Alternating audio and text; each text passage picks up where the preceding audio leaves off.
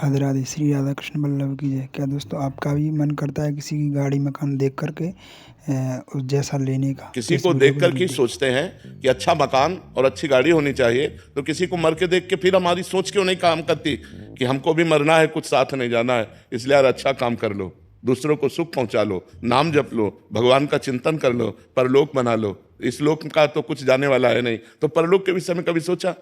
परमार्थ के विषय में कभी सोचा? भगवान की प्राप्ति के विषय में कभी सोचा?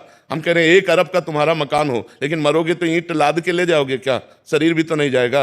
अरबों बैंक में जमा हो, यहीं के यहीं रह जाएंगे। यार झूठी चीज के लिए क्यों इतनी बड़ी कामना करना? कामना करो तो सत्य चीज की करो कि मुझे भगवान की प्राप्ति हो जाए, मैं सबको सुख पहुंचाऊं, मेरे द्वारा कोई पाप ना हो, मैं किसी की हिंसा ना करूं, किसी को दुख ना पहुंचाऊं। ये बातें सोचो ना। ये बातें सोचोगे तो परेशान हो जाओगे, क्योंकि जितना तुम किसी का मकान देख रहे हो, उसके बाद जब तुम अपना मकान तैयार करोगे तो ऐसा मकान भगवान तुम्हें दिखा देंगे जो तुम्हारा मकान कुछ है ही नहीं उसके आगे। फिर क्या करोगे? फिर और बनाओ, बनाते बनाते मर जाओगे, कुछ होगा नहीं। अब कितनी आयु रह गई, अपने को क्या पता अगला मिनट हमारा है कि नहीं? हमें क्या गारंटी? हमें क्या गारंटी कि अगला मिनट हमारा है? हम अगले मिनट रहेंगे कि नहीं रहेंगे, कोई गारंटी नहीं। यार ऐसी कमाई करो जो लोक परलोक सब जगह आनंद दे, वह भगवान का नाम जप करो, और जैसे भगवान रखें वैसे रह लो, और हमारा अंतिम बढ़िया बनना चाहिए। मृत्यु के विषय में तो कोई सोचता ही नहीं यार, और वो सत्य है, वो आनी है, और सब चौपट कर जानी है। हमारा मित्र, हमारी पत्नी, हमारा पुत्र, हमारा परिवार, हमारा घर, हमारा बैंक बैलेंस सब यहीं रह जाएगा। यार जब अकेले जाना है, दुनिया में लाखों का मेला जुड़ा, हंसा जब जब उड़ा तो अकेला उड़ा। यार उस समय की बात सोचो। ये क्यों? वो समय आने वाला है।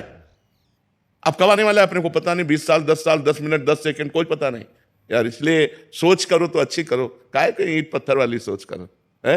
अच्छी सोच करो। भगवान की कृपा से जैसे तुम्हारा निर्वाह हो रहा है वैसे कर लो, अच्छे आचरण करो, भगवान का भजन करो, किसी को दुख मत पहुंचाओ, इसी से तुम्हारा मंगल हो जाएगा।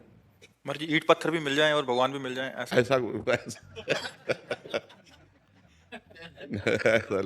भगवान का लक्ष्य कर लो तो फिर सब व्यवस्था हो सकती है। ईंट पत्थर का लक्ष्य करोगे तो भगवान नहीं मिलेंगे।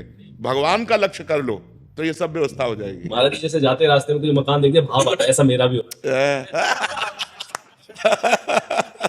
तभी तो कह रहे जब राम नाम सत्य बोलते हुए देखा होगा तब ले सोते। महात्मा बुद्ध जी को इसी से तो वैराग्य हुआ था। जब अंतिम शव यात्रा को देखा, बोले सबकी होती है, तो अब बोले अब मैं सत्य को प्राप्त करूंगा। और उन्होंने नियम लिया कि जब तक ब्रह्म बोध नहीं हो जाएगा तब तक मैं उठूंगा नहीं, वैराग्य लेकर के। तो जो बोध वृक्ष है उसी के नीचे उनको बोध प्राप्त हुआ, ब्रह्म बोध प्राप्त। इसीलिए वो ब्रह्म के मार्ग में चले। पहले देखा एक बहुत जर्जर बूढ़ा आदमी, तो उनका ये क्या है? बोले मनुष्य है।